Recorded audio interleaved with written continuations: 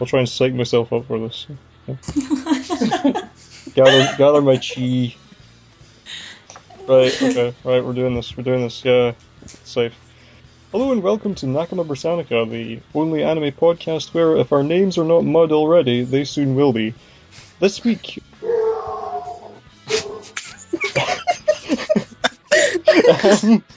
is anyone being attacked by a wolf at this point in time? Because, you know, we can save the podcast for later. I'm so sorry. That would be my neighbour's dog. And the dog that takes care of the house where I'm at might join in at any minute. Right. And then the other couple of dogs in the neighbourhood might feel like they're left out. Oh no, wait, it's gone quiet. I'm so sorry. Nakama Britannica, the most professional podcast on the internet. That's not saying much. We're the only anime podcast also available in dog. So, in this episode, this installment, be it weekly, monthly, indeterminate period of time here, we are talking about the spring season 2015. This is a bit of a new gambit for us, as we've never done a season discussion before. So we're going to try and move through this in what will hopefully be some kind of logical order, maybe touch on some of the shows that are still running, and maybe do some extra stuff at the end. We'll see how time goes. Just to add that one of the novel features of this podcast about an entire season is that there's someone who hasn't watched anything of this season. You shouldn't reveal your secrets like that. No one knows. It's meant to be your trump card. You had all your money on Digimon Trial, didn't you? Oh my god, this is our secret weapon. This is what makes us special. Yes, no preparation whatsoever. We're just going to make this up as we go along based on what we think about these fine pictures and this charty type thing. Yes. Yes, we're all about the last three P's of the phrase proper preparation prevents piss poor performance. Yes, piss poor performance I think sums it up rather nicely. So, we should probably introduce ourselves first. In this particular episode, we are joined by quite a number of people, which is unusual for us, because normally nobody likes us. Aww. So, I don't know, would anyone like to go first in that regard? Just give us your name. When you start? Yeah, I probably shouldn't I didn't want to go first, because I didn't want people to think I'm the only one hosting this shebang. But yes, I am Alan, sometimes known as Professor Irony, usually just for tax purposes. Joining me tonight are... Might as well start. I'm Craig Conan III MacLeod, and like Ninja Slayer, I am the Endless Eight of Anime UK Network. News balls. I am the Endless Eight of that. We'll I'm cut this together, Arbalest. real thing. Oh, Sorry. okay, I can go. I can go again in a second. Don't worry. Already, right, this has already failed. Let's just torch the place and run for it. Wait. The normal way this turns out is we'll get up to the point where we're saying, joined with me R, and then we'll have an awkward silence for a minute, and then one of us will say, all right, I'll do it then. Basically, it's how it goes. So we never have had to work out with a number. Yeah, exactly. So, Harvey, I think I cut you off there, so would you like to go You first? did, I'm afraid so. It's alright, it's only me. I'm Arbalest, you guys know me as Arby. I am the administrator of the forums. I'm usually found hiding behind some form of armed slave. I'm Vivisqueen in the forum. Vivi for short. Wow, that was really underwhelming. I'm so sorry. I have nothing else to add. I'm already drinking.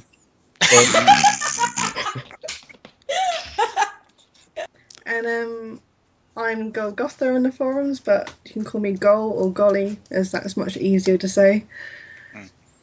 Well, I think that's everyone except the voices in my head that will never go away. So, yeah, does anyone have a particular favourite from this season that they would like to start from, or considering that Arslan's staring back at me like some kind of, I don't know, soul-destroying, strangely moe-looking character here, that we could start with that. He's sucking out your soul with his eyes. A little bit, yeah. I don't know why.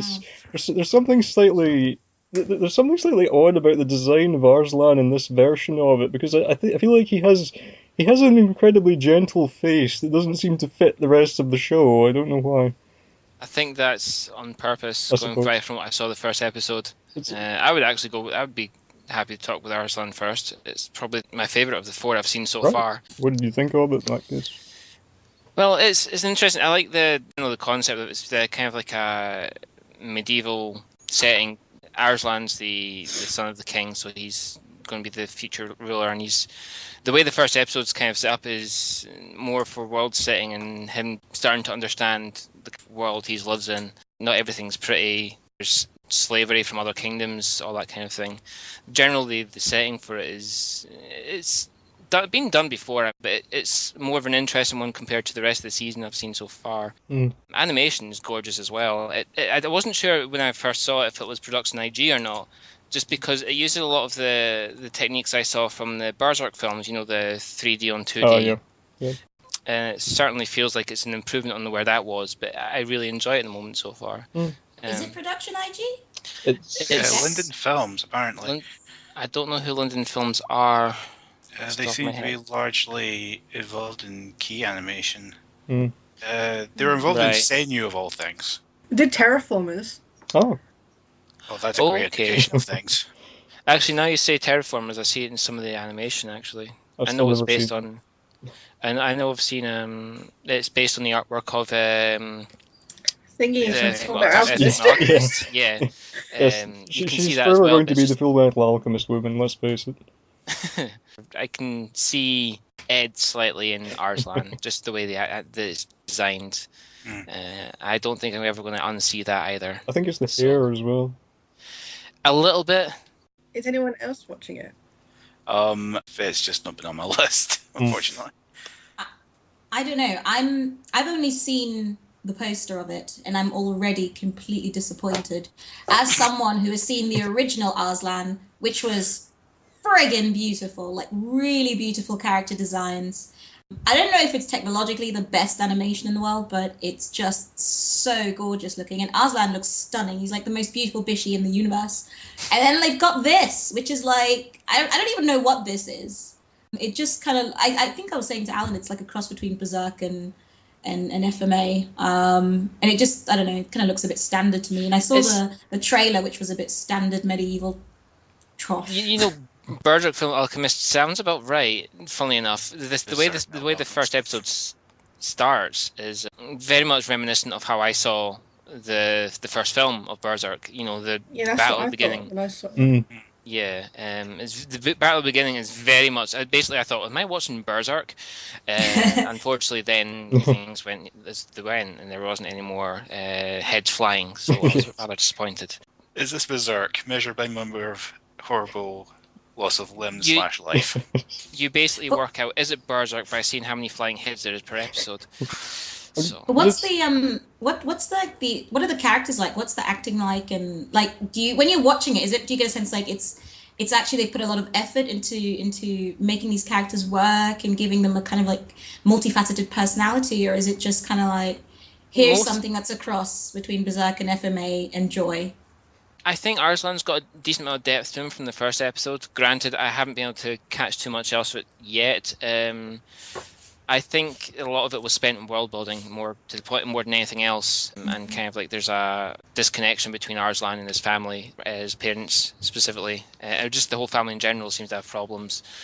I think there's going to be quite a bit of decent character development for Arslan, but as for anything else, I can't say so far.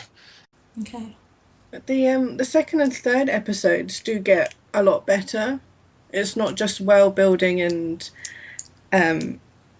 stuff. It's a bit cliched to an extent, but I think it's going to do something better in like the fourth episodes and plus.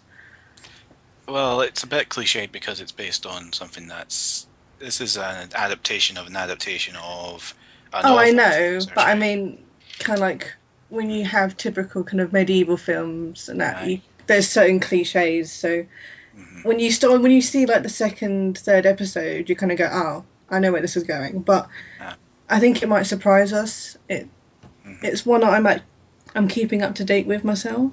I was annoyed that with myself I didn't have time to watch the second episode of it before coming on because I only saw the first one, and even setting aside the fact that it looks completely different from the old one, I wasn't kind of immediately taken in by it, but I think it is possibly just that it feels like we're not really getting from the first episode, it doesn't feel like it's really what the show is about. I read somewhere as well that it was more or less just like a filler episode. I don't think it's even how the manga starts in this case. I think it's just something to kind of like introduce you to the characters rather than get the story rolling immediately.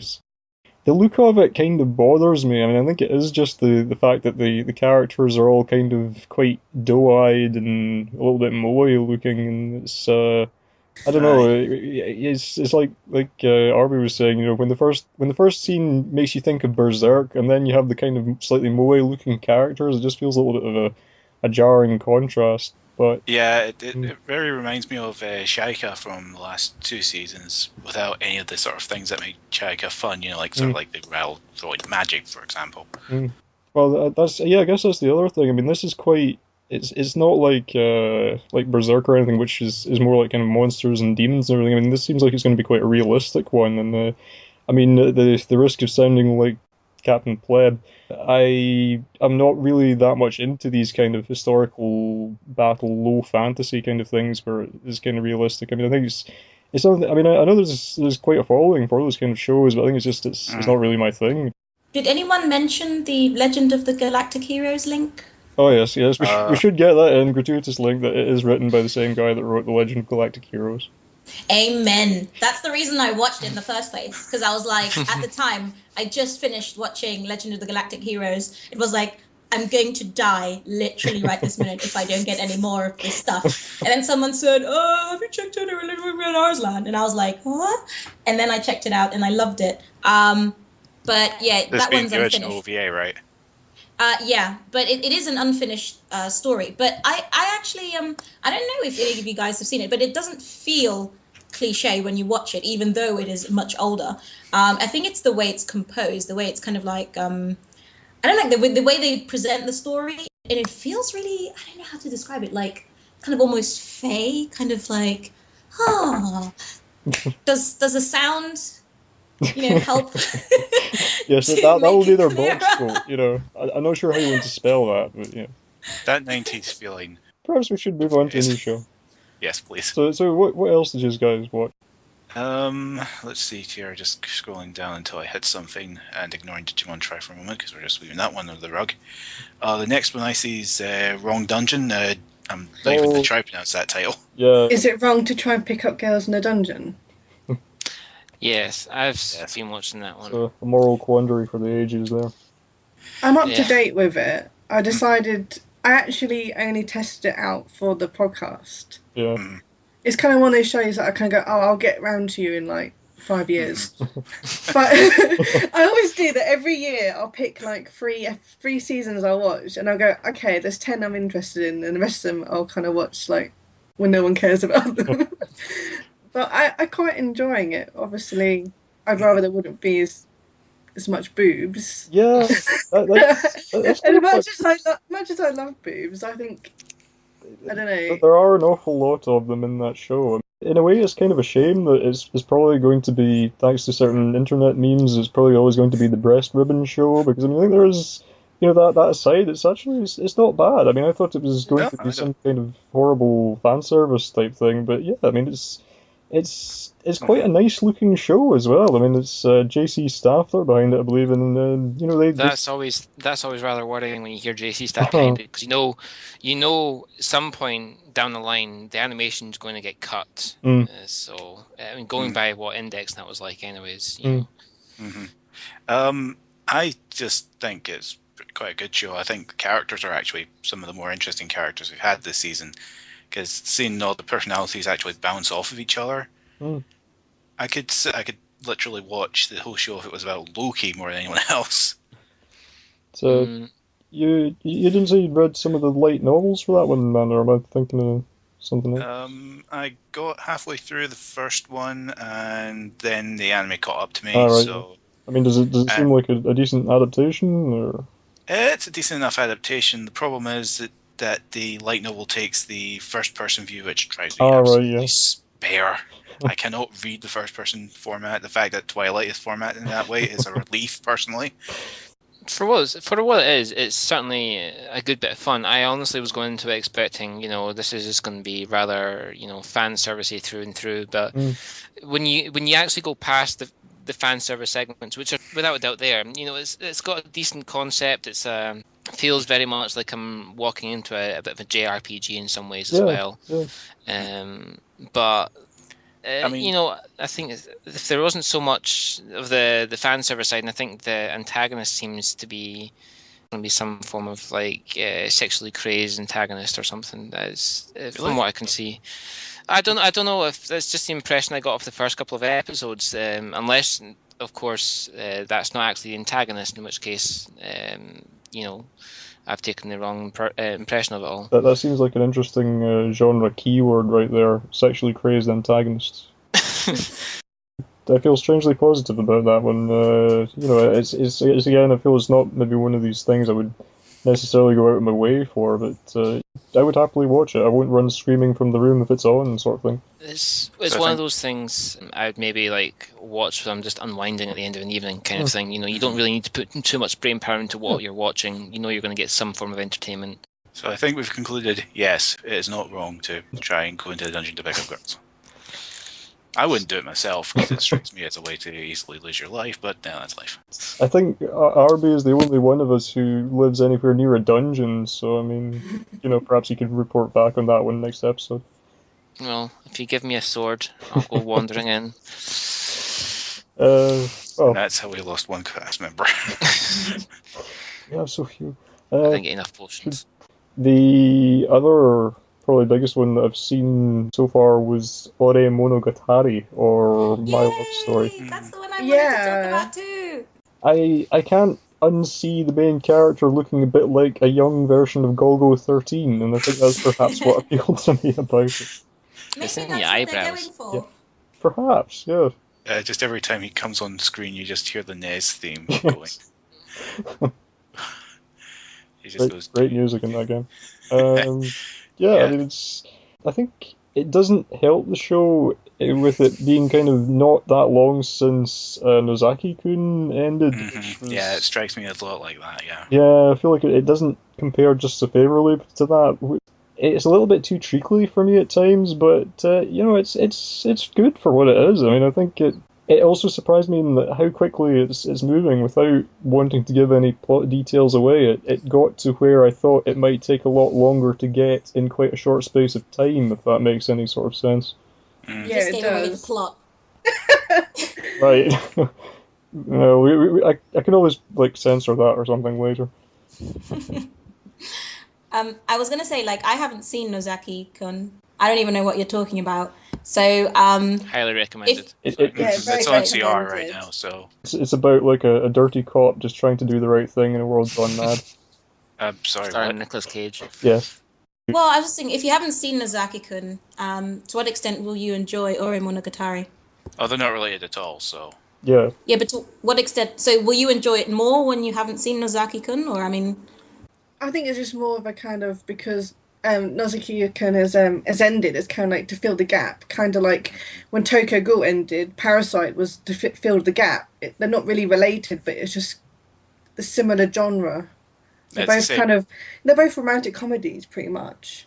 Yeah, it just fills the gap. it's Okay. it's the same sort of Tetris piece, for lack of a better word.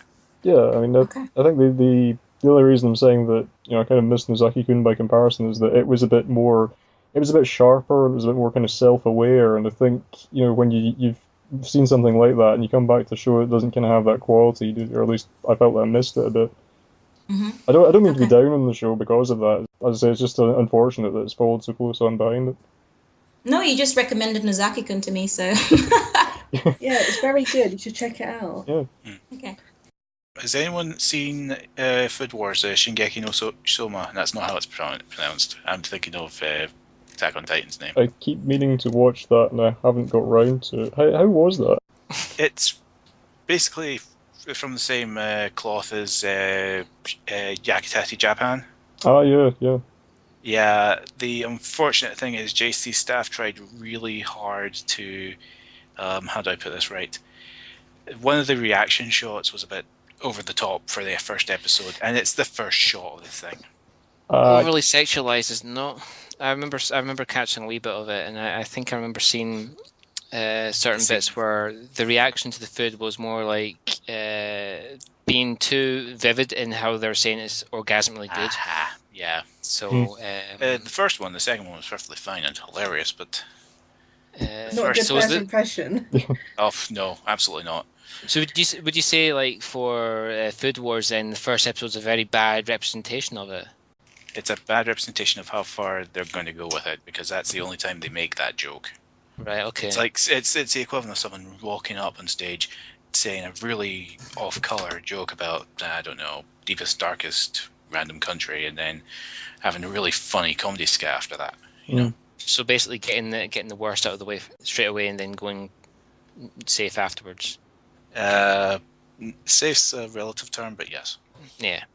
very relative in this instance. I will say one thing: the images on the manga cover always make me hungry. How can they animate food so well? That's the problem with anime. Food always looks fantastic, and then you get a plate of the stuff yourself in person, and you're thinking, did I really just order that? I think there's a whole other genre to be had there. It's food service. But no, Food Wars is going right, and providing it doesn't completely blow up on itself, it should be perfectly fine. I'm just waiting for the one react that the main girl has, because the sort of main girl who's a snob, for lack of a better word, and she's trying all these broths, and the reactions are as appropriate. There's one I saw in the manga where she gets beamed by a jukebox. I want to see the context of that, because what ungodly food combination causes that? I don't know what would lead to that exactly. I think that one's on Crunchyroll as well, isn't it? Yes, thankfully. Yeah. Yeah, because I'm just seeing Seraph at the end there, and if it's not on Crunchyroll or Netflix, It's on Viewster. It's on Viewster. Viewster's actually not bad. I only started using them this afternoon. I used their mobile app to watch both Surf at the End and Arslan, and it's pretty reliable actually. It's pretty decent. Yeah, and they also have a console app as well. Oh, really? Yeah. I didn't realize they had the console app as well. I might have to check that one out. Yeah, because the only reason I looked into Anime Limited's other release from last season, Gundam G-Recon. Oh yeah. Because that was download to own, and I was like, this platform is something I'm not used to. It's download to own. I will deal with it for that. But it's also on Viewster, isn't it? I don't. Jericho, yes it is. Yeah, it's on Viewster now. Oh. They moved. They've Anime Limited been moving a lot of their titles onto Viewster. I think it was there from the start. I think it Was might it there have been from the delayed start? I think it might have been delayed by a week. no. Oh, was it? What was the one they were charging you per episode on? Which That was the platform was that? Gundam. Yeah, for Gundam. That was Yeah. Vimo. Vimo, that was the one. I thought it was something like that. I can't then- remember when they moved it to Viewster. I think it's also on Animax. I think. Possibly. And the less said about that, the better. Yeah, I was just going to say. Oh, yeah, no one I'm just talks about Animax. So. Oh no, I'm just saying. I think it's on. I think that one's on 3 platforms. That's so. Right. Okay. I was a bit annoyed that Animax had got the second series of that Yahari no Snafu series. Let's just go with that. Is there anything else that was available through the legitimate channels that anyone thought was particularly noteworthy? I did watch Seraph of the End as we kind of moved. I think it'd be a good time to move on to it. I watched Seraph of the End before I watched Arslan today, and someone had told me previously that they thought Seraph of the End was going to be the next big thing next to Attack on Titan in terms of popularity. Going by the first episodes, no. Now, I don't know what someone was expecting. If you're going to reach Attack on Titan level of popularity, you need an first episode like they did, which was jaw-droppingly gorgeous, well choreographed, fantastic music and everything. Show the series fell short afterwards. Fair enough. The first episode was great. Seraph of the End didn't have that. They had your world coming to an end essentially, right at the beginning of the thing for 2 minutes, and then you're thrown elsewhere, and then going by the preview for the second episode, you're going to a school scenario straight afterwards. That's not really, to me, a setting that says that's going to be absolutely amazing. It could be interesting, and vampires versus humans is always an interesting concept, and it's always nice to see different ways for it to be approached. As for this, it's not filling me with glee, and it's which studio, so I believe it's the same. It's Yeah, the same same. studio. It's Attack Same. on Titan. Yeah, they did Attack on Titan, so maybe that's why someone was saying, "Oh, it's the next big Attack on Titan," because what studio are doing it? No, unless of course it gets action packed and far more engaging as it goes on. I would say it's okay watch, but I don't see it being. Yeah, just not anything special. I read the synopsis and instantly fell asleep. It was just looked so dull. And I don't know, cliche. There was nothing about it that interested me. What's that vampire show that came out like a couple of years ago, and there was like people in a town and they were like Shiki? biting each other? Pardon? Oh, that one. Yeah. Is it the Shiki? one- Shiki, yeah. Yeah, that's the one. That's the one. violent See, one. that one I liked. That was good. And I just kept thinking, so it's kind of maybe like that, but with teenagers. And like, I don't know. I just thought, no, this looks really dull. It was the one series I was keeping my subscription for Shonen Jump for. Unfortunately, that went monthly, just as the other one I was following, what was it called? Stealth Symphony, was cancelled rather egregiously, and I kind of cancelled my subscription to Shonen Jump at that point. The later instant, as the plot develops and it gets away from that school setting and actually gets into the actual conflict to this situation, I think Does it get good then? It gets good, yes, I'd have to say. Is it more about vampires or more about high school kids? Oh no, it's absolutely not about the high school gags, because the main character is actually kind of a bit more focused on, I want to put my fist through the nearest vampire's face more than anything else. I want to be stronger! Not even that.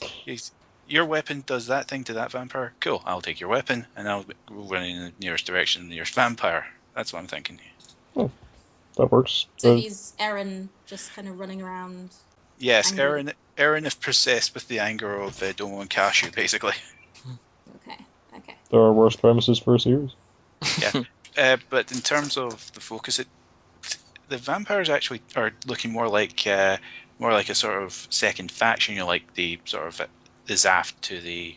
There was that actually. I would from you got that impression from the first episode. Well, you knew it was like vampires. Now it felt like they were harvesting, and that there was certainly a feel like they were like an actual faction, or people with personality, even with bar the fact they're blood obsessed. And I will say the soundtrack is gorgeous, because it's isn't it by the composer who worked on Attack on Titan and Blue Exorcist and Aldnoah Zero? I think it's the same one. I think so. The soundtrack was certainly good for it. Yeah, I'll definitely give it that. I think which studio know what they're doing with a good soundtrack. And I would like to, as I said, I look forward to seeing a bit more of it and seeing what it diverges into. And if I can hear more of the soundtrack too, that'll be good. Yeah, at this point, it's at that point of, speaking of Gundam shows, it's at that point where it's still setting everything up, and that can be a really trying point. I think it's going for a 2-core situation with 1 core and then taking a break and doing a second, so hopefully it'll get somewhere before it gets to episode 13, because I really don't want it to be like how it was in Gundam Seed, where they just got to Earth at episode 13 and that was it. That would be really annoying. Just when you brought in the Gundam analogy, I was trying to think, is it about someone that like falls into a vampire and has to pilot a vampire against other vampires? I don't know, that might just be going. Now that sounds like a concept for a show. Not to give the game away, but you know the thing about Attack on Titan? Oh, where I think I can see exactly where you're going with that, yeah. Yeah, but it's not something... Why is that such a fad as a concept in it now? I've seen so many series go for that kind of like, oh, actually, Attack on Titan theme. Did anyone watch Plastic Memories? Yes. I saw the first episode of that. I looked at it and between the two tones it was taking, I'm going to leave that one until it's done, because that could go either the way of Time of Eve, or it could go the way of Chobits, and I really don't want to be around I really don't want to waste 13 episodes of it being Chobits. Yeah. Why? What's wrong with Chobits? No, don't get me wrong. It's a classic! No. Chobits got its thing perfectly fine, but this needs to be its own thing, and not that, if you catch my drift. I see. Yeah, the sword. Plus, there's a pretty big sword of Damocles over the entire affair. So, if it doesn't pay off on that, then yeah. Okay. I had kind of similar misgivings. I haven't even watched it, to be honest, just because I was kind of like hearing mixed things about it, and I kind of thought, yeah, maybe just wait until it's done and see what people say. Hmm. It's I an didn't like the interesting name of concept. Mm. It is, yes. It's an interesting concept. It's, androids with limited lifespans and all that fun stuff. I was okay with the first episode. It just felt like it was. I think the only maybe issue I had with the first episode I saw was that it was kind of deliberately trying to pull on your heartstrings a bit too much, and it was a bit too obvious that it was doing it. I'm going to carry on with it, I think, but Were any of the characters complaining about having seen things that you people wouldn't believe? Attack ships on fire in the shoulder of a rock. Sorry, I can't remember that. no, I don't even know what you're talking about. Blade No. Runner, come on! no, not yet. They've mostly from the first episode you get a tea obsessed giftia, as they're called, basically, and doesn't know when to stop drinking tea. That's what. Okay, that would have made it for a very different version of Blade Runner. Gol, have you seen more of the first of the season? I've seen 3 episodes of Plastic Memories, if that's what you're talking about. Mm-hmm. Yeah. How does it go on from there? Is it kind of similar? The first episode is probably the strongest. It's a bit more comedy-ish in the second and third, whilst also trying to be sad at the same time. Oh, right, okay. But I think it's trying to get a mix of both. I think the first one was the strongest. But I think it's definitely one to keep an eye on, mainly just because of who wrote it. Because I'm crossing my fingers. Who wrote it? I can never pronounce his name. Steins Gate. Oh, right, yeah. Was it 5PB? The guy who worked behind 5PB? I can't remember the name of the writer. I know who you mean. Yeah. I know who you mean. The problem is Steins Gate worked because of all the random 4chan memes. And then because that drew you in, and then it with the time stuff. I haven't finished that Steins Gate yet. Oh, you should. Slap on the wrist. Is Baby Steps one of the legal streams? I think that's on Crunchyroll. Yeah. It's on Crunchyroll. Yeah, it's available in the UK, I believe. I saw like a handful of episodes of that, the first season, and I'm wondering if anybody's watched it and can tell me whether it gets really good, like exciting, like really excitingly good, or... I couldn't get past the limited animation style of that one. I didn't even try it. I would have to admit to not having watched it either, I'm afraid. I think it was... Okay. I think it was possibly just the fact that it's called Baby Steps couldn't put me off. Oh, come on, Alan. You're an anime fan. Weird titles are part and parcel of the game. I know. I tried to watch this anime, but it had a really total weird title, and I'm pretty sure it's wrong to watch this. That's definitely an LN title. I was just about to say, that sounds like a light novel, yeah. It's just that, I mean, I'm just going by the first few episodes of the first season, and it's just it's quite a mainstream, typical sports shonen. And I mean, while I think the animation style is quite limited in the sense that the character designs are kind of quite classic looking, I think during the tennis bits it gets really good, which is kind of classic for most sports shonen. But nobody can tell me if the plot... It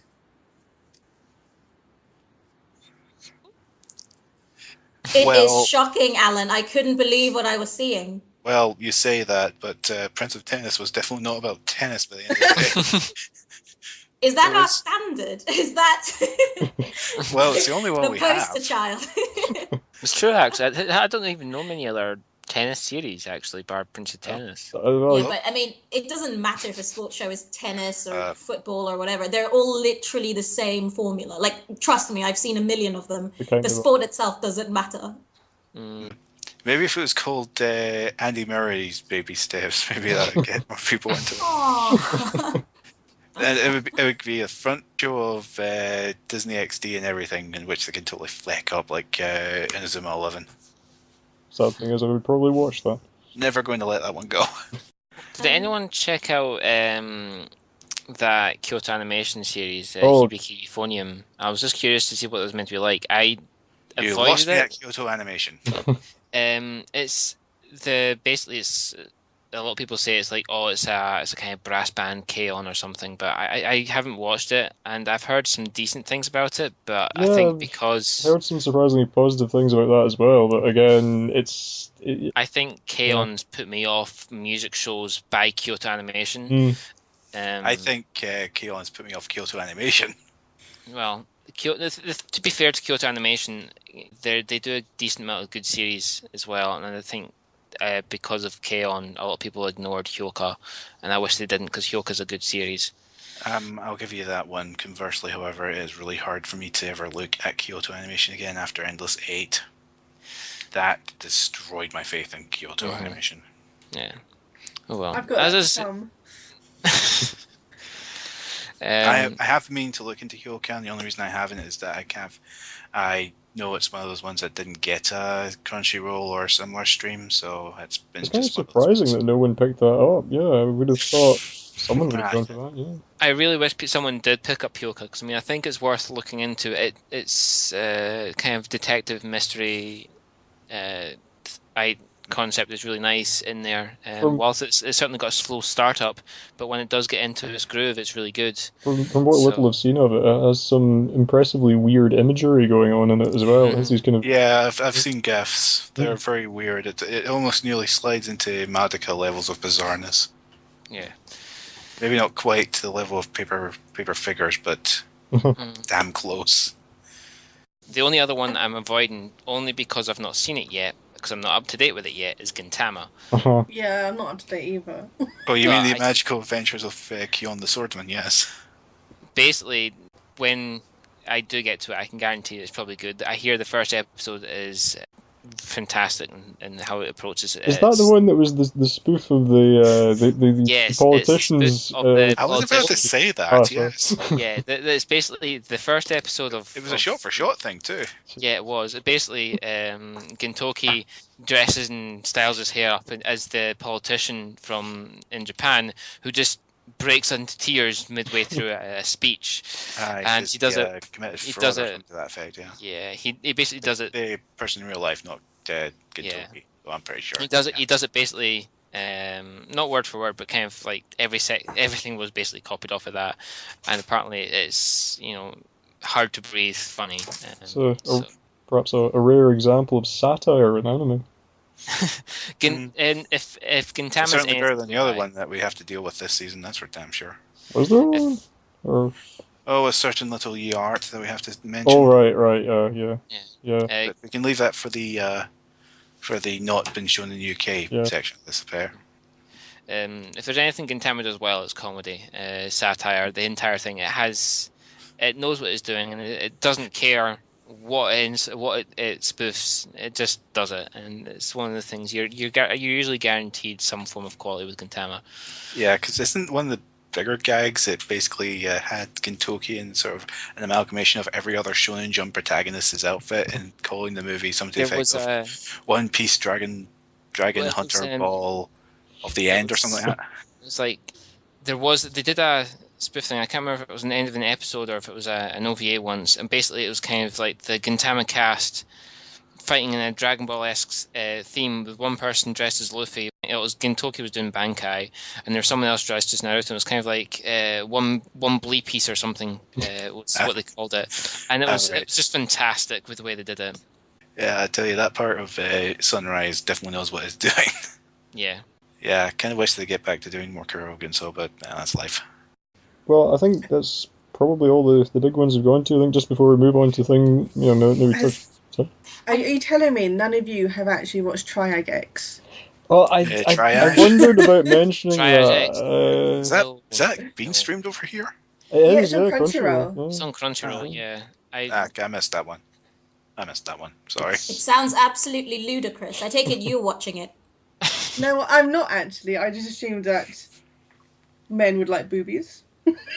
Well, yes, but I don't know. It sounds like the most ludicrous thing I've ever seen. Like a cross between like Holby City in a porn magazine. I mean, If what I is wanted this? to watch, if I wanted to watch anime Holby, I'd watch Blackjack, Oh, which is on somewhere. If I yeah, remember I think right. Crunchyroll. Oh, it's has on some- Vicky or something. Yeah. Yeah, that's it. Vicky Yeah, has, yeah. has the OAVs or something. So if nobody's watched Triage X, is Punchline one of the legal ones? That's the only other one Yeah, that. I that's think a that is, Crunchyroll yeah. as well. Yeah, it is, but I have not touched that one. That just That looks one sounds stupid. bizarre. Yeah, because the poster is giving me Gurren Lagann vibes. Just the poster, like the way it looks with like the cape, like his jacket flowing out the back and stuff. I'm getting like those kinds of vibes, and I was wondering if that's basically what it is, or if it's like, I don't know. It's yeah. I haven't seen that. I remember them mentioning panties in the blurb, Yeah. and I kind of went, I'll skip that one. Yes, some Clever of the girl. effect. Here we go. If he sees underwear, humanity will be destroyed. I was like, Yeah. Yes, press the eject button, I think. yeah. But yeah, that is on Crunchyroll. Yeah. Suddenly, all the like flowing skirts make sense to me now. Oh yeah, now that you mention it, looking at the preview poster, yeah. Oh yeah, because there's an explosion. Yeah, I'm seeing it. Yeah. Oh, dear. It looks like someone farted. Oh, it does kind of look like that one Smash Brothers promo with Wario. Yeah, now you say that. Yeah, it does a bit actually. Yeah, no. What I was going to say just before we move on to kind of briefly going through the stuff that's not yet available was, I believe 4 of the 5 of us have been watching JoJo, so Yes. perhaps we should touch on how we feel about Stardust Crusaders Season 2. Wait, what's JoJo?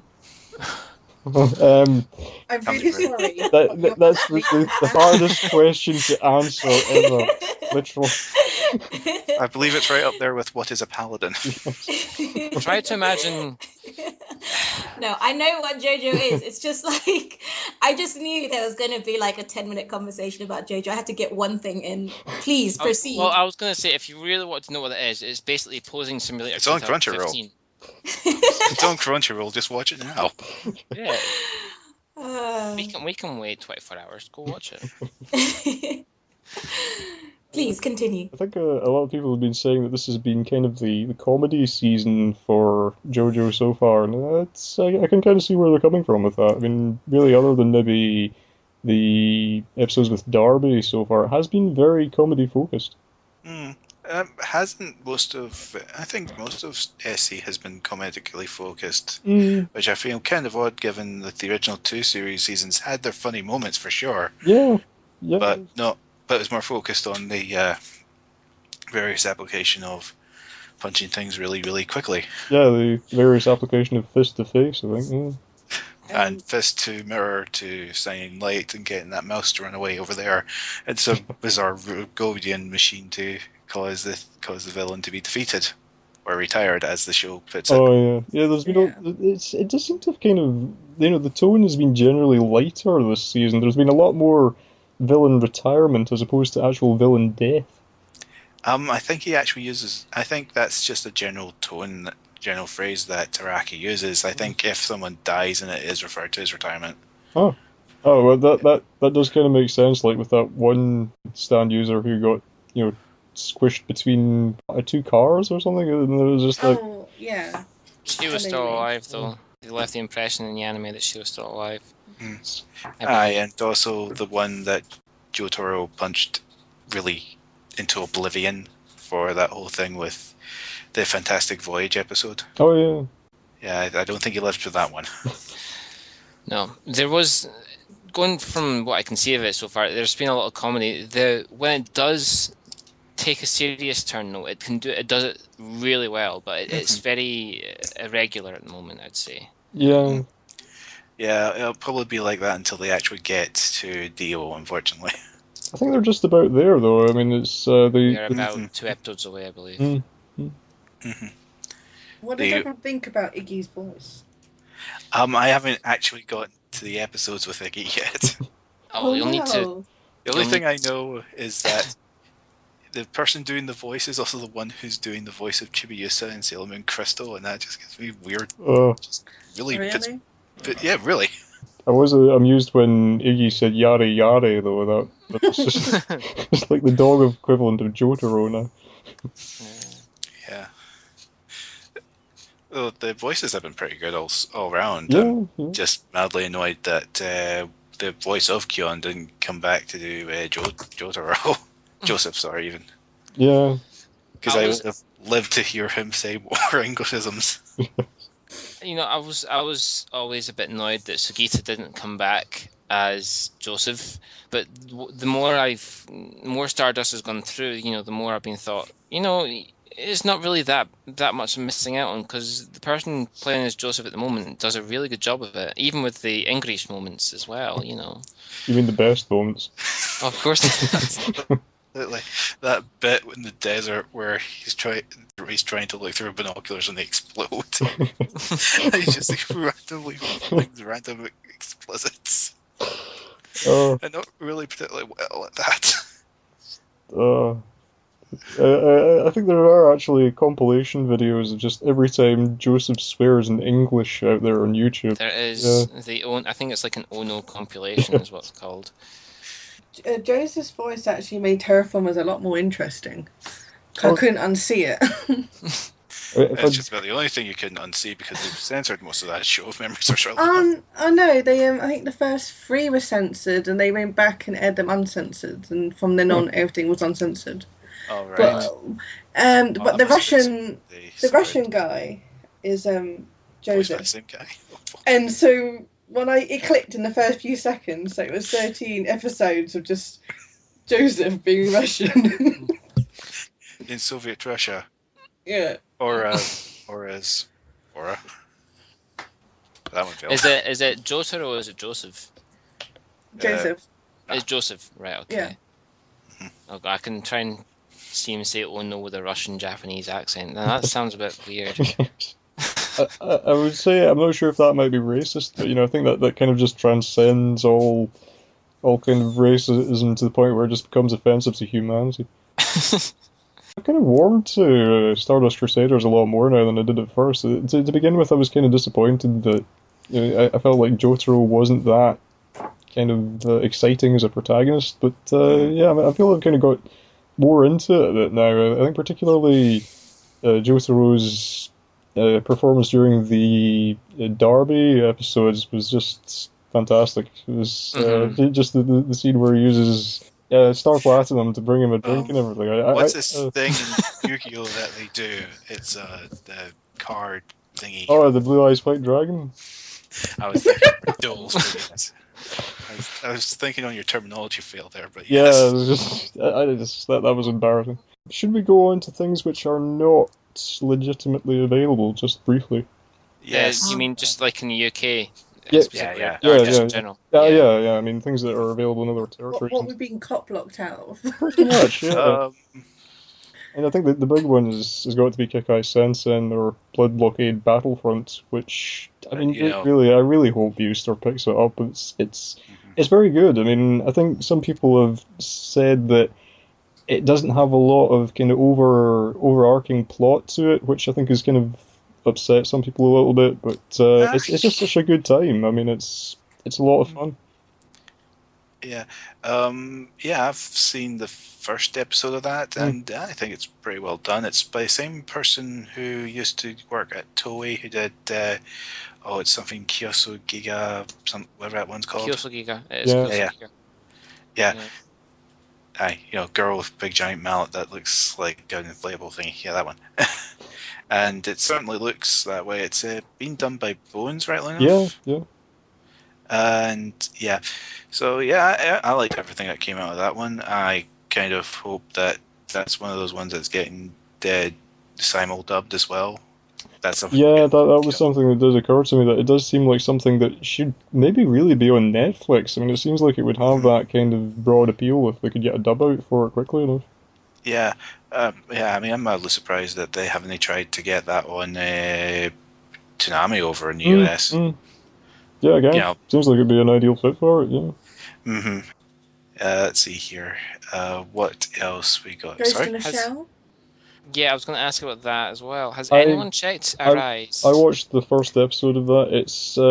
It's Yeah, it is just as it says, really. It's a re-edited version of the Arise OAVs. The only thing that did surprise me a little bit is that they're showing them in a different order from the way the OAVs came out. So, The problem with Ghost in the Shell Rise is that it has a crippling fault of not being more Ghost in the Shell standalone complex. there is that. Although I would say that with the alternative architecture version, because they start it some ways down the line, it actually feels a lot more like standalone complex than the first episode of Arise did. So, in fact, that might actually be why they've chosen to start it in. I think it was what was actually the last OAV to be released is now the first part of the series. Strangely.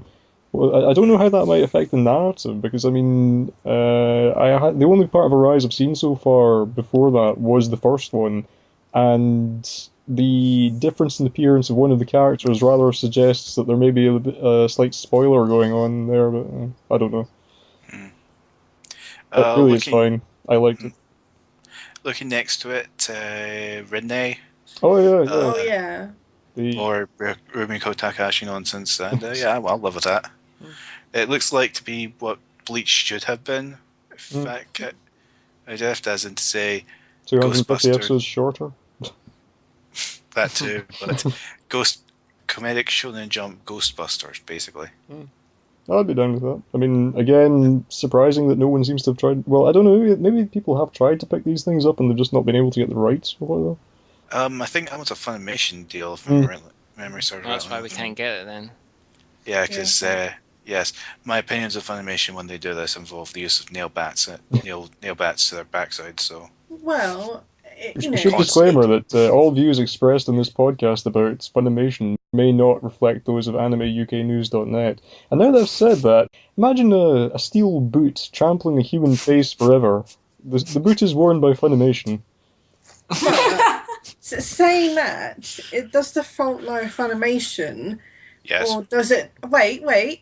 Or have they offered it to manga or someone and they've gone no? That is a possibility because, I mean, I did wonder about that with, there does seem to be a certain link up between manga and Funimation at times, and given that manga don't seem to be the most into streaming, that it might be possible. Well, in that case, why wouldn't they just then turn around and say, hey, AL, do you want to have a good shot at this? That just strikes me as odd. Anything else. Who knows? Completely counterintuitive more than anything else. Talking about manga and streaming, what I found was quite funny was they announced Death Note was on Netflix nearly 2 months after it'd already been up. Well done, guys. If memory serves right, that Death Note had been up previously, if memory serves right enough. Or I could be wrong on that one. I'm not sure, I don't normally use Netflix. Yeah, but they also had Fairy Tail up there, and that's how I watched that, because I'm just not in the business of buying all these Blu-rays, then them cutting it off halfway at the source, at the risk of turning this into a diatribe against manga. And I think really for any kind of long-running shonen series like that, I feel that streaming is really the best way to go for them, just for the physical space involved in storing the blasted things. It makes you wonder why manga haven't really got in contact with maybe Crunchyroll and said, look, can we do a deal with you to get One Piece? To get One Piece. Considering that One Piece is streaming and is extremely popular on Crunchyroll right now as well. Of course, that probably has more to do with Toei more than anything else. True, Toei are a handful, but I was always wondered. But maybe if the right person spoke to Toei, maybe they'd be more... Someone like Andrew? If Andrew strokes to anyone, they'll probably get something out of it. I would not wish Andrew any... Oh no, I just meant near Toei without an extensive armory. There's a real missed opportunity for AL. If they should have like their own little mini comic in which Andrew goes to various anime distributors to try and broker a deal with them. It's like, I don't know, amazing negotiator Andrew or something. There's going to be a webcomic artist up for that. I wasn't suggesting Andrew should do that. What I'm saying is then I could see them if Andrew approached instead of manga, that they'd probably be more willing. Just given Andrew. We should call him up. We've got him on our Skype as well. Well, he does have that natural 18 in his charisma, I guess. That's a D&D joke. I got it at least. I was going to ask, going back onto the shows quickly. Yes. Has anyone actually dared go near Nagito Yuki? I watched the first episode of it. I gather it gets a bit better later on, but it was. Yeah, it just is what it is. It's very mild. It's not unpleasant or anything. It's just it's not that distinguished from any other kind of slice of life type series. I'm waiting to see where that one goes because I've heard word that it starts shifting back into Haruhi Suzumiya territory. Yeah, I think I've heard some people saying that once Haruhi shows up, it gets a bit more interesting. Yeah, but if it's being done by Satellite and not KyoAni, that's definitely a cap in their favor. I mean, as bad as the animation is on Fairy Tail, to go back to that slightly, Satellite did do some pretty good stuff with that. Not a studio I've got much experience with, Jeff. No. They did Macross, the newer Macross stuff, so that's their main God of Fame. Because that's what's his face guy who was into not Catholicism, cultism for a while. Kawamori? No. Kawamori was in a cult? No. Something that wouldn't surprise me. No, I'm thinking of guy who directed Macross. Yeah, I kind of know who you mean. I can't think of his name. Kawamori's name's on my tongue just now because I was watching the new Thunderbirds, and he designed the newer ones of that. Oh, I didn't know that. No, it's really weird to see a Japanese name on a British cartoon, but there you go. If they could somehow get the Itano circus with the missiles in there, that would be a happy man. Well, I'm kind of waiting for the Thunderbird 3 to have full-on grappler arms, otherwise that remake is a complete waste. Then again, it somehow forgot to do a fight between the security officer and Daft Punk, so, well. That is on my to-watch list, but I haven't actually seen any Haruhi. If you did, you'd probably not want to watch this. That's the impression I get, because I've read all the novels more or less, and I've seen all the seasons bar Endless 8. I've seen the rest of it, just ignored that. That's the way to go through that one. Yeah. The impression I got from this was basically as soon as I saw just some of the art direction, and I saw kind of the shift in changing Nagito Yuki into that kind of complex character she was, into this essentially moe blob is what I saw. I thought, I don't really fancy this. That's not a way I want to see Harui. That's not a spin-off I think that should be. If you wanted some kind of cute moe-esque style Harui, there's the Harui-chan series, and they should really make more of that. Yeah, that was really funny. Yeah. This one here seems like it's trying to do a kind of approach the fan love for the Yuki Kyon relationship and approach that from what Disappearance made, but I think that's not really something to capitalize on.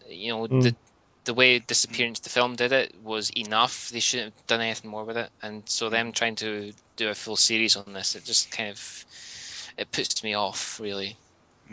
Like I said, I'm waiting to see where that one goes. That's in the same folder as Plastic Memories. Yeah. Metaphorical folder, of course. Unless anyone has anything else to add on the Nagito series, one I was going to mention as well was that we finally got the first trailer for the new Lupin series today. Oh yes, I saw that. That does look good.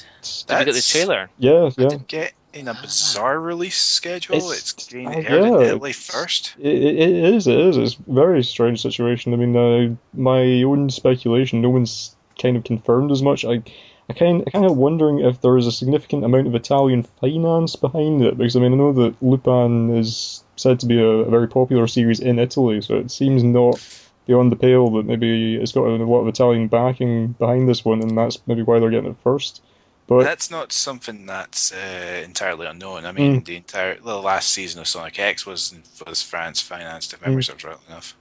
Yeah, it's just, it makes me think of like stuff historically, the old Japan-France co-productions like Mysterious Cities of Gold and such. But basically all of Deke's library at that point. Yeah. But the trailer, I was very impressed with the trailer for that though. The animation looks absolutely gorgeous. I mean, it's. Did they have Koike back on that one? Well, I don't know. The look of it, the visual style seems to be kind of a halfway house between the look of the old TV series and the look that they brought in for the Koike Yamamoto stuff later on. But it works. I think it works really well. I just hope that they can keep that up throughout the series. Do you have a link to the trailer? Sorry, On a different note. I can get it in a moment. Yeah, that's fine. But yeah, my only concern is that I really hope they've resolved the problems with the writing for the show, because I mean the Fujiko Mine series and the most recent film, the Gravestone Jigen Daisuke, notwithstanding, the TV specials for Lupin have been, I mean, they've not been terrible or anything, but for the last decade and change, they've been really just, they kind of exist only to make money. They're just kind of really soulless and just uninteresting. Well, I remember Jonathan Clements actually covering that, with the Lupin versus Conan film. I remember when he was at the Scotland Loves Animation last year, he said because of Japan going into this kind of recession they're in, they're doing a lot of things to try and, touch on the series that they know can get guaranteed income. So like the Lupin Conan film was there because it made money. The Dragon Ball Z films that are hitting right now are there because money. So in some ways it makes sense. It's not, fantastic to see, but, it makes sense. That's life, I suppose. Yeah. Should we at this point plug that we did an entire episode on Lupin? We probably should, yes. And So anyone who wants to catch up on the entire franchise, I recommend you go to our website and download the episode. I've been meaning to try and get in touch with Sai about that and see if he's cool with putting it up on YouTube as well. We'll try and get some more of the episodes up on YouTube to maybe make them a little bit more accessible for people. Yeah, I've been trying to find the Escaflowne episode that I did. I'll try and get that one up as well. Did that one not go up on iTunes, no? It did, but I think some of the old ones have actually disappeared from iTunes, bizarrely enough. I think it's like maybe there's a limit to how many can be on iTunes at one time. I think they should all be still accessible via the blog, and if they aren't, then drop me a PM or something and I can sort that out. Yeah. Now, okay. No, I was going to say Pro. Yeah. I couldn't actually get into any of the Lupin films. So, would you suggest the Fujiko series? Potentially, yeah. I mean, it's... Listen to our podcast to find out the answer. Gratuitous. Potentially, yeah. I think her answer was an ecstatic maybe at that point. It's very different to the content of the films. It is a lot.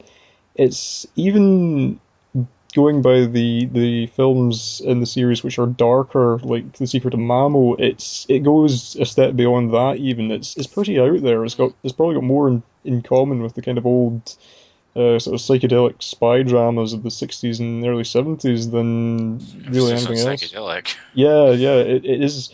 It's very druggy. Yes. It's very trippy. It's not. I would say it's kind of a weird one. It's not one that you could go into if you're dependent on having a likable main character. I thought the way they handled Fujiko in the series was interesting, but they play her as being like utterly kind of morally bankrupt, which sociopathic as well. Yeah. I mean, she always comes across as being more like the kind of female equivalent of Golgo 13, really. Maybe not quite that extreme, but out there. I'll say this I don't much. know I'll if never look morally- at Owls the same way ever again. I don't know if morally bankrupt is the word. Well, maybe you could describe it as that, but it's more like she plays the game really, really well because there are no good guys in the world that she occupies, and she basically plays the game better than anyone. We don't know whether it's better than Lupin himself, but certainly she's top of her game. So she has no sentimentality about her. But they do have episodes where you get a lot of pathos from her or about her story, where she shows actually a lot more depth of feeling. I think she's just really, really complex, but not straightforwardly likable, as Alan said. That she's very complex, if that's what you like, but not like, oh, I like her. Like, you can't just say that. I mean, that's fine. I don't know why. I watched Cagliostro and Mamo, and I couldn't get into them. I don't know why. So I thought maybe if I watched something longer, then I might kind of take to it better. it's a shame that it's not available to stream. Because normally I would say, maybe like kind of watch the first couple of episodes. Do you think it's one of these things that you would know fairly quickly if it was for you or not? Yeah. Memory serves right enough. It's a cheap buy off a discotheque, so that might be the way to do it. To be honest, It's a manga. It's a manga title, so it should be in the bargain bin by now. Oh yes. Fujioka is not a good way to be introduced to it. I don't know, if you don't like Cagliostro, I don't know if you'll like the rest of it, to be honest.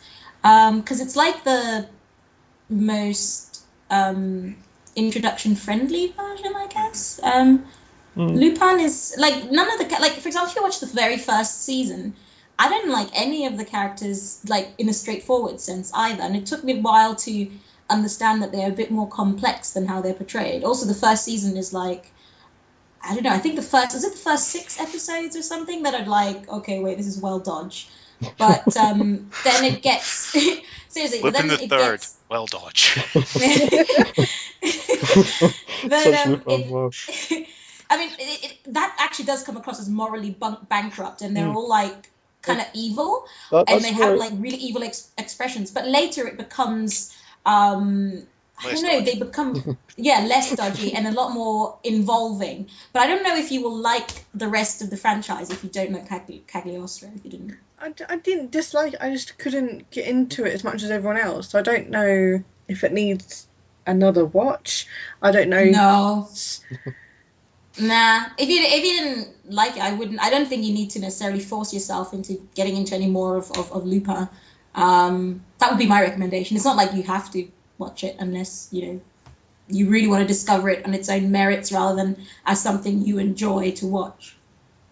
I don't know. I just a couple of things that I'll watch occasionally, and it'll take me a couple of times to like it. I don't know. It's just what I think I'm going to get out of it, and then I don't meet the expectation. So No. I mean, I certainly can get that. I mean, the first time I saw Secret of Mammal, I really didn't like it. So I mean, yeah. No, I can see where you're coming from. I mean, I think it's as Billy says. I mean, if it's not for you, then don't force yourself. But yeah, I mean, if you do get the chance, I think the Fujiko series is worth a look. I mean, it's something that it kind of saddens me that more people don't seem to have watched. I mean, I don't think it did just awfully well for manga, and I think that's a shame because it wasn't by any means a perfect show. But I think what it did was interesting and different. And I mean, it's not often that you can say that. Problem is that's not what sells for manga. Exactly. Yeah, I think that sums up Mamo, because I mean Mamo has been in the bargain bin since it came out pretty much. Yeah. I recommend the podcast. I really do. You kind of. I edited that one. This one's actually sincere, because like we actually kind of talk about the different. It was all based on Mine Fujiko for the most part, anyways, as well. Exactly. So we kind of put a lot of focus on her. Yeah. Actually, you're right. Actually, yeah. So we kind of came at it from one particular character, but we do discuss generally like the differences between the different parts of the franchise. So we discuss certain movies and we discuss certain TV shows and how they progress and things like that, and with a good focus on the characters as well, how they developed. So if you're looking at the Mini Fujiko series, though, you may as well look at it as a series without Lupin for the most part as well. It's not really it's kind of a Lupin series in name more than it is in how it comes across. I mean, he's definitely there in a lot of the episodes, but he isn't the focus. In some ways that's what kind of makes it a bit more harder to watch for some people. It's not traditional Lupin. It's essentially it is not Lupin, it's Fujiko Mine, so yeah, no, that's a good point. It's not a story about Lupin, it's a story about that could take place in a world with Lupin in it. Oh yeah, I know. I just thought it might be a different angle to take it in. I don't know if it was just I watched it at the wrong time. Especially as those who know me in the forum, they know I like Berserk and Baccano. So I don't know if it just I watched it at the wrong time and I wasn't in the mindset for it. So I thought if I took a different approach to the series, I might kind of think of it differently rather than it's like a cat and mouse game, and kind of like. I mean, do you like? It's kind of like it's a bit. I'm trying to think like. Have you ever heard of shows like Brother Dear Brother, or I'm trying to think, like, what was that one about the mother and daughter who were like on the run, on the road kind of thing together? Michiko Hatchin. Michiko Hatchin, yeah. It's kind of like that crossed with like the weird femininity of Brother Dear Brother. So it's a very feminine show, like compared to Lupin, and very central, you could say, like in the way, I don't know, the mood is very central, very mellow, but kind of creepy in parts. So if you like that, yeah.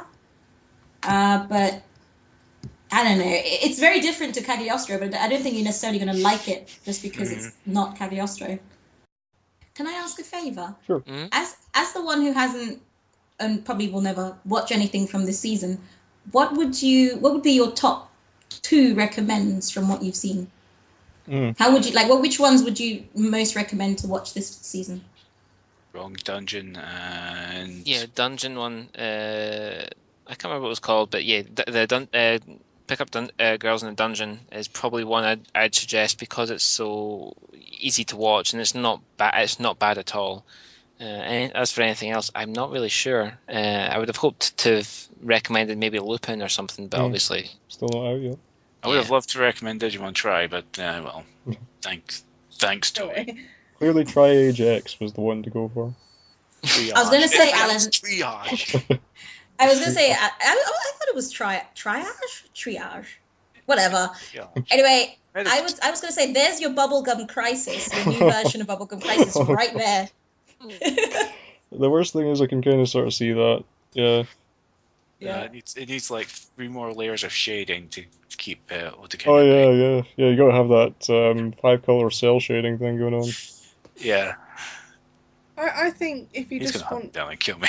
Probably. I think if you want something to kind of dip in and out of, probably Is It Wrong to Pick Up Girls in a Dungeon or Seraph of the End. I think they're quite more for casual viewers. Okay. And obviously you'll have Love Story for the comedy romance and Ori Monogatari, yeah. And we've got JoJo and Fate's Day Night for the action. And we'll see where Plastic Memories and Heroic Legend of Arsene carry on. Yeah. That covers it pretty well, I think, yeah. Yep. Mm-hmm. Yep. Hopefully, you still have another late start. I think last season they picked up like Death Parade like 4 weeks late or something. Yeah. So fingers crossed they might pick up. We're about a month into this season, aren't we? We're 3 episodes in. Yeah. We're just about on the 4th episode. So maybe they'll surprise Funimation us. just picked something up yesterday, did not? So it's entirely possible. Yeah, but I mean they surprised us. They got Death Parade and something else last time, which were Funimation titles. So fingers crossed. Might have something else to add to Alice. Please let it be Blood Blockade Battlefront. No, I think we're just gonna get Blood Blockaded Yes. and build Battlefront thing. Yeah, I'm good at this. Well, I think, do we want to just call it quits at that? I think that'd probably be... Yeah. Mm-hmm. Yep. Yep. Quite content with that. Yeah. Yep. I'd like to thank you all for coming. It's been... I thought that went very well, actually. Yeah. Mm-hmm. You have so much editing to do. Yes. Yes. So, on that note, it only remains for me to say that we have mostly been the Nakama Britannica podcast, and we have been discussing the spring season of this foul year, Universal Century 2015. Please let us know what you think. We are trying to increase interactivity with the forum on the podcast and with the podcast on the forum. So by all means, let us know your thoughts on what we discussed, shows we may have missed. Are you insulted that we did not discuss Tri-Age enough? Please leave us a comment on the thread relating to this episode. And by the time you're listening to this, we should also have a feed thread pertaining to general podcast feedback on the go. So feel free to use that if you want to suggest to us future topics for discussion. If there's something that you would like for us to discuss, if you would like to come on and discuss something with us, we would welcome that massively. Suggest us new theme music, because we've had Yakitori and Forces almost from the word go in this show. If you'd like to become a regular presenter, please also let us know on that one. And alternatively, if you don't want to contact us in either of these threads, you can either leave us a comment on YouTube, where this show should hopefully be available, or you can send us an email to podcast@animeuknews.net, which is the address we will make a greater effort to check from now on. I know there has been considerable egg on face relating to that in the past, and for that I can only apologise. I would offer to hack off one of my fingers to show my sincerity on that one, but I don't think anyone really wants a used finger. That said, there will also be a bonus episode cut from the unused material from this one up shortly as well, so look out for that. Otherwise, until next time, see you all in hell, don't cross the streams, and to all, a good night.